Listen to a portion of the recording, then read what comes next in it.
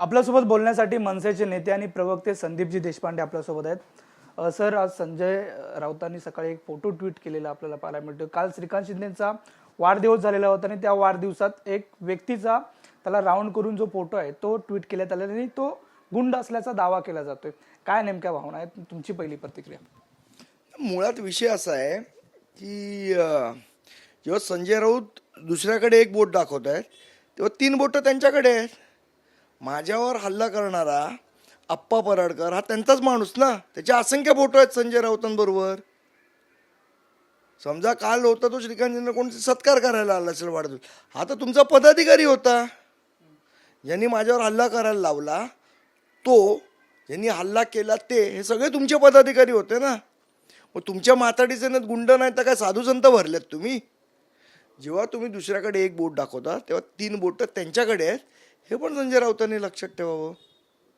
संजय राऊतांना काय आलंय, सध्या दुसऱ्यावरच आरोप करायचे, पहिले स्वतःच्या पण ठिकाणी झाकून बघायचं, आपलं ठेवायचं झाकून आणि दुसऱ्याचं बघायचं वाकून, अशी संजय राऊतांची अवस्था आहे। मात्र अजून एक दुसरा जर पाहायला गेलं तर त्याच श्रीकांत शिंदे ज्या मतदारसंघाचे खासदार आहेत त्याच भागात जर पाहायला गेलं तर गणपत गायकवाड यांनी सुद्धा भर पोलीस स्टेशनमध्ये गोळीबार केल्याचं एक घटना समोर आली होती। त्यानंतर लॉ अँड ऑर्डर कुठेतरी त्या लॉ अँड ऑर्डर बाबत प्रश्नचिन्ह कुठेतरी उपस्थित होतोय। काय तुमची भूमिका नेमकी असं? मला असं वाटतं आत्ता एक साधारण 4 दिवसापूर्वी सन्माननीय राजसाहेब त्यांच्या एका पत्रकार परिषद मुलाखतीमध्ये म्हणाले होते की हीच जर परिस्थिती राहिली तर महाराष्ट्राचा बिहार आणि उत्तर प्रदेश व्हायला वेळ लागणार नाही।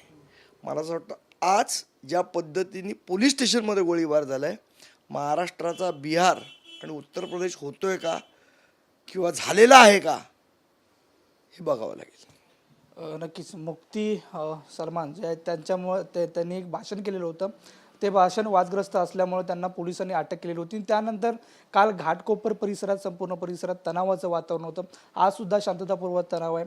कशा पद्धतीने बघता या संपूर्ण गोष्टी? मला वाटतं त्यांनी जे केलेलं वक्तव्य ते मी ऐकलं, त्या ह्याच्याप्रमाणे त्यांच्यावर जर कारवाई होत असेल तर मुसलमान असो किंवा हिंदू असो, जर कायद्याची कारवाई करत असेल तर यासाठी विरोध करायला कशाला पाहिजे, रस्त्यावर उतरायला कशाला पाहिजे? आणि जर ते काही केलंच नसेल तर त्यांना घाबरायची गरज नाही। मात्र पोलिसांना लाठीचार्ज, सौम्य लाठीचार्ज सुद्धा करावा लागलेला होता।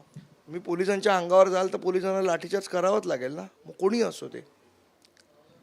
नक्कीच जे वाक्य होतं ते ते वादग्रस्त होतं आणि त्या वाक्यानंतर जर पोलीस कारवाई करत असेल आणि जर कायदा कोण हातात घेत असेल तर पोलीस सुद्धा सौम्य लाठीचार्ज करू शकतात, अशी एकत्रित प्रतिक्रिया संदीप देशपांडे यांनी दिलेली आपल्याला पाहायला मिळते। एवढ्या आम्ही शिकवणसह नंदकिशोर गावडे, TV9 मराठी, मुंबई।